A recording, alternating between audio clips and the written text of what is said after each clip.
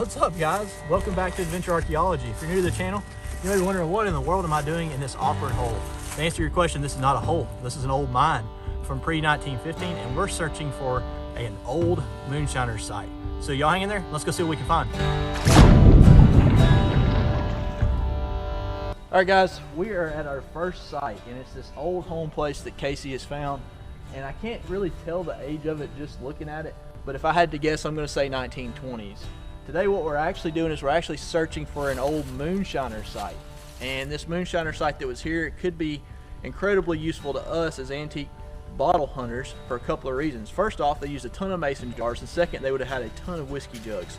So you never know what you're going to find. We're going to kick around this house place for a minute, see what we can find, and hopefully we'll turn up with something pretty cool. So y'all let me know what you think in the comments below. What do you think the age of this house is? Some of the interesting features I always look at with homes is first off the chimney. That's usually a dead giveaway as to the age. It being brick, like I said, I'm kind of thinking 1920s. What's that up there with a chain hanging out of it? I guess that would have been like a power. So there was power here at one point.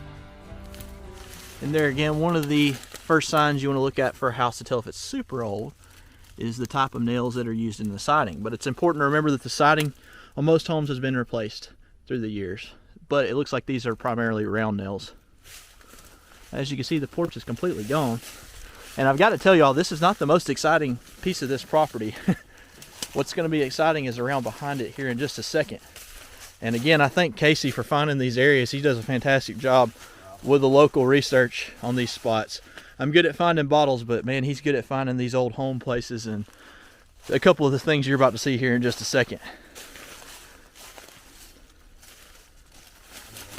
Yeah, they would have had running water. It could have been well water. Yeah, they probably actually run out later. I think they had a TV in there, but you can see they actually run line into this thing.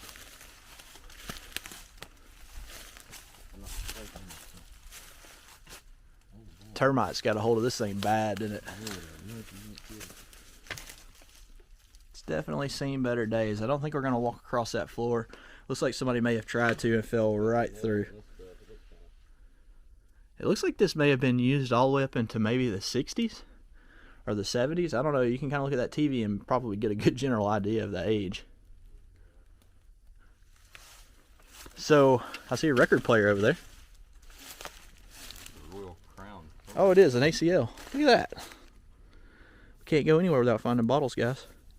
Those actually have a really nice label on them typically. If they haven't been left in the elements, it would have had a bright yellow and red label there. Pretty cool. Door, actually. Yeah, a lot of this stuff could be reused, like the doors. I've seen people taking the doors and making headboards and benches and different things like that out of it. Yeah.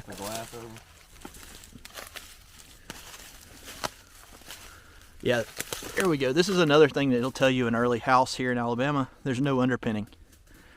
So I don't think it's super old. But there again, just to show you how wrong I can be, look right there. That's rocks that are holding the house up instead of brick. So this could have been a very early cabin that has been modified through the years to accommodate families through the decades. I mean, if it was built in the late 1880s or 90s, it could have been a one-room cabin and then added on to. There's actually a small vent or chimney up there on this side too. Well, Casey, do you want to show them your favorite part of this whole property right here? Let's do it. Y'all are gonna freak out over this. Kind of sad, but kind of good. Yeah, it's definitely one of those things where I'm gonna let you take the lead. All right, come on. And for those of you that don't know, Casey's a car guy. Oh yeah, terrible. Oh, this is one of my favorite finds, though, I believe ever. What kind of car are you working on right now? 1969 Chevelle. Yeah, he's got it.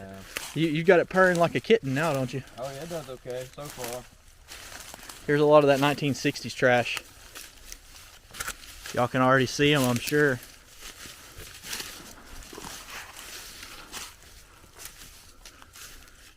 Here we go, guys.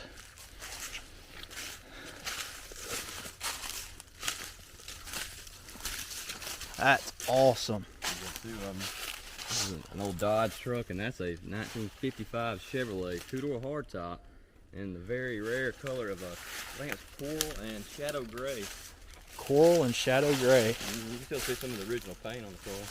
So, I was crucified a few weeks ago because I made the mistake of saying a 55 Chevy had fins. Oh, well, you know. And that's the 57 is the one that had shins, That's right, fins, right? That's correct, yep. Wow, that's awesome. There's something very special about this car, and this is a moonshine running car, and how we know, if you look, you see the leaf springs?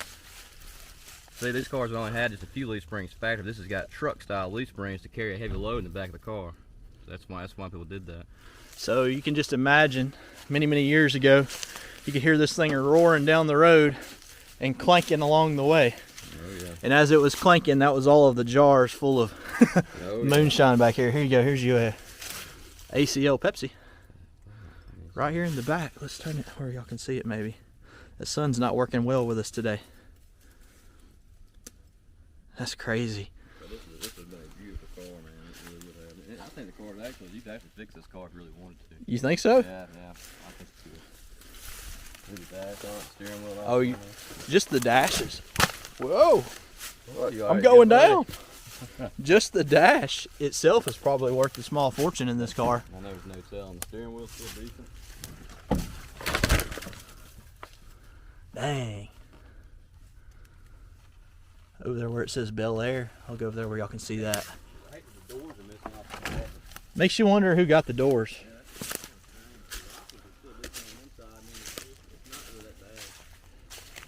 If you notice the frame on this car, it's solid. Yeah. So if it's got a backside, this car is made in California. It's called a California West Coast frame. They call that. A West Coast frame? That's right. Yeah, see, it's a solid frame, so it's got two pieces in the back. Yeah. I got you. See, I wouldn't have known that. So is this the clock over here? Yeah, that's the clock. Oh yeah. Man, that's cool. Wow. They had a 4-speed in it until they had it on the floor. They had 3-speed in it. I imagine some kid took a rock and put it right through that window a long time ago. A long time back, yeah. Hey, look at that. University of Alabama expires 9/1/1963. Isn't that crazy? So you can imagine some college guy or college chick driving this bad boy through the University of Alabama. I loved it. That's super cool. Just another piece of history that's been forgotten out here. Let's look at this truck a little bit closer too. What do you think those serial numbers are that are on the front of this truck? Really honestly, I don't know, but you know, it could be a surplus. I was gonna say, you think it's a military truck? It could be, but I really honestly, man, I don't know in these. Don't let me smack you with that limb. But I think it's a 40-something model Dodge for sure. Wow, that's crazy. This is what we're talking about right here, the serial number. A lot of times if you see that number, it was either used in a fleet of trucks.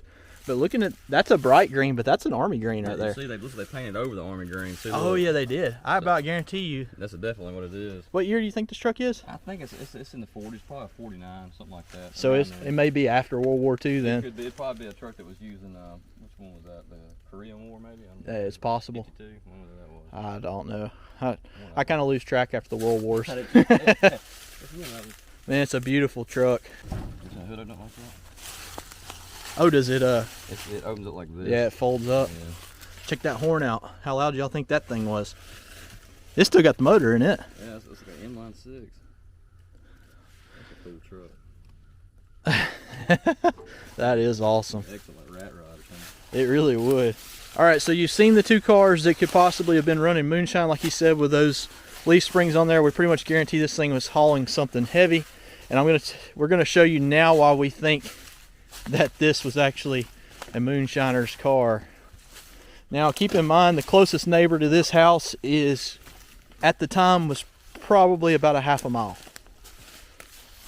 More, yeah, it's newer. But that meant that they could get away with a whole lot being in the backwoods by themselves down this one-lane dirt road with only one way in and one way out. And that's the way that a moonshiner would want things to be done. You gotta remember, they moonshined out here until the 60s, you know what I mean? Actually mid-60s. My dad remembers in the 60s. They really did. It was still dry, you know, in most Alabama. Yeah, my dad remembers in the 60s when he was a kid going with his dad to go get hooch, aka shine. It's a big tree.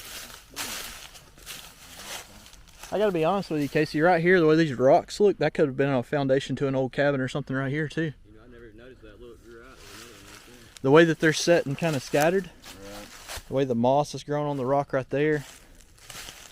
I could be wrong. Wire, look, right there. Oh, yep. In that tree. Huh. Wow, how long has that barbed wire's been in that tree right there? Oh, it's right through the center of it. It's been there at least 10 years. Yeah, at least 10 years. That is crazy. Wow. I've seen them a lot of times grown on the outsides of it, but right through the center of a tree that size. That's been there for a while. Yeah, at least 100 years. Here it is, man. So here was the still site, guys. And it is blown to pieces. The revenuers found it. Yeah. So that's exactly what this is. You can still see the spring, how it comes right out. Yeah, your fresh water source was coming out of the ground right here to the left. It's literally coming out of the mountainside right here. And you still got your 55-gallon drums and your pails. And right there would have been your main spot. This is actually that. That's crazy. Holy cow. That'd have been out there like that. That'd have been new fire. Right? Well, this is going to be an interesting video because we knew this was here. Casey had already found it, but we've heard a rumor from the landowner that owns this that we have permission to be here from, told us that more than likely when this still was destroyed that they moved to a mine site. And we know where there's a mine pretty close by, so we're about to go get inside of that mine right now and see if we see anything left behind. What do you think, Casey? Is this going to be a... It's going to be a wild one, I think. This thing's going to be wild. It's going to get deep. So we've seen an old house, we've seen the old cars, we've seen the still site. Time to go get in the ground. Let's do it. All right, we are at the mine site location. Right here's the water. It's absolutely beautiful. You can kind of see we're down in this valley, and we've got about maybe a 1/4 mile walk in that general direction. We'll get back with you whenever we get there. All right, guys, we're gonna make the descent into the shaft. And the first thing you can see right down there is the header. And it looks like it's made out of old cross ties. And if you can't tell, it's collapsed. So that makes this incredibly dangerous. Definitely do not try stuff like this if you've never done it before. Thankfully, we have. If you look right over there where my light is and you see that gray blob, I'm going to zoom in. That's actually a bat. So we're going to have to be careful and not disturb him. We're going to keep our heads low. We're going to get past that header, and we're going to go see if we can find that still. I hope it's down here. That would be awesome. All right, guys. There's that header. You can see it still has an insulator on top of it. It is a little bit unnerving right here. There's another bat up there. I'm going to try. Oh, there's another bat right there. He is like right there. I have to go around these guys. You can see the dew built up on them. I'm going to go around them, though. Let's go on down here and see what we can see. I'm going to try to keep the camera where it's not super shaky, but there's no guarantees. I see eyeballs down there. Is that crickets? Are they on the roof? No, they're on the floor. I didn't see it on the floor. All right, well, we'll see what that is here in just a second, too. Let me know before I come in. Yeah, I'll let you know before you come down here. All right, you're good. I think it's a frog. All right, we're going to have to watch our step as we come down in here.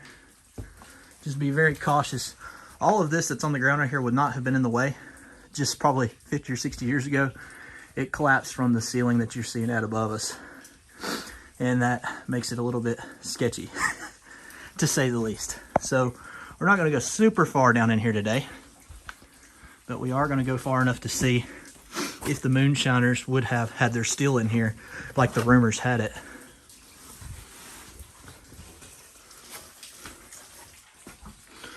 It does go a long ways.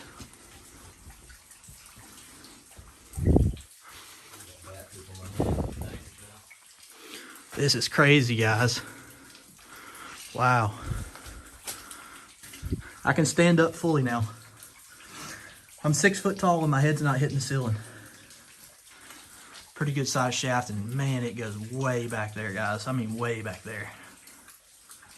Can you imagine over 100 years ago, they didn't have lights like what we have right now. They were using carbide miner's lamps.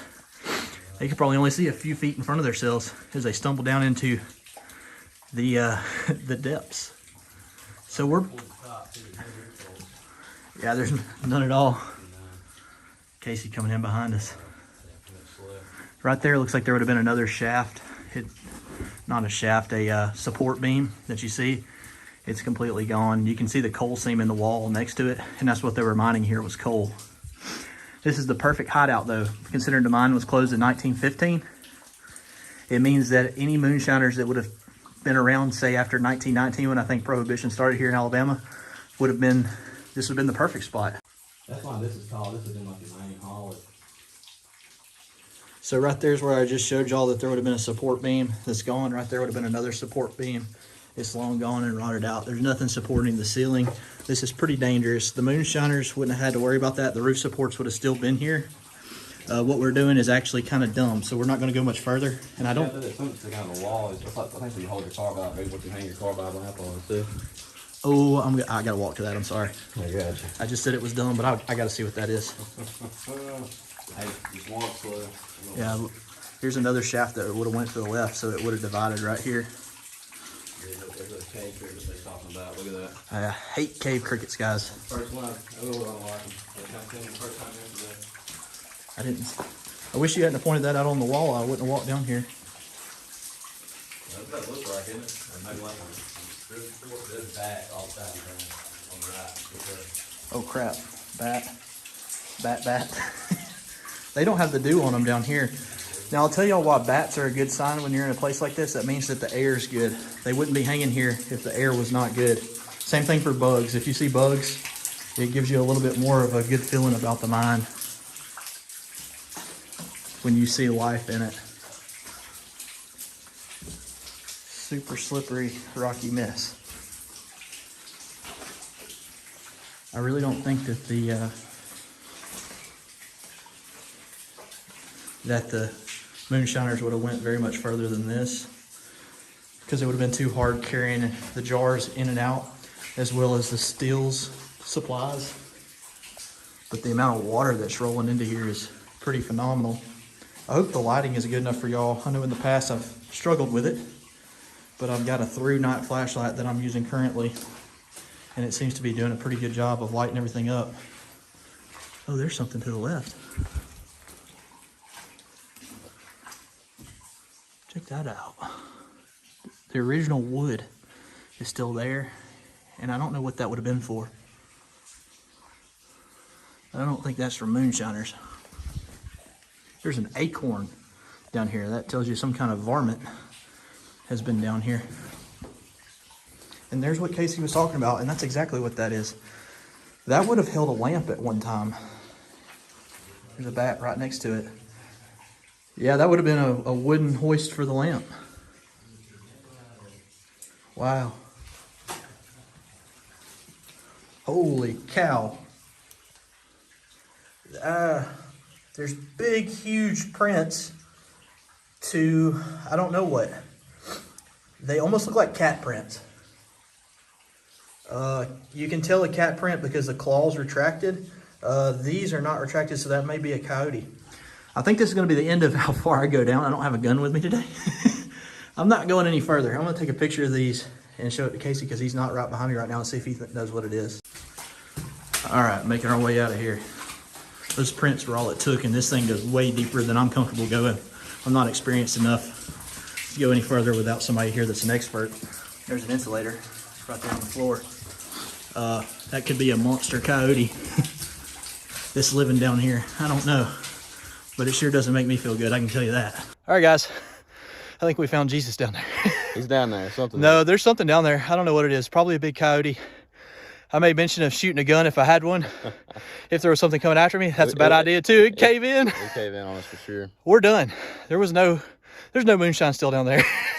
I can tell you that. If it is, it's way deeper. And they're wild. They hit it very good. We're not going to find it. No, we're not going after that one, guys. That's a little bit out of our league. We're going to go ahead and get out of these woods if we can before whatever lives down there comes out. We hope y'all enjoyed the adventure. If you did, be sure that you're subscribed, and we'll catch you guys in next week's video.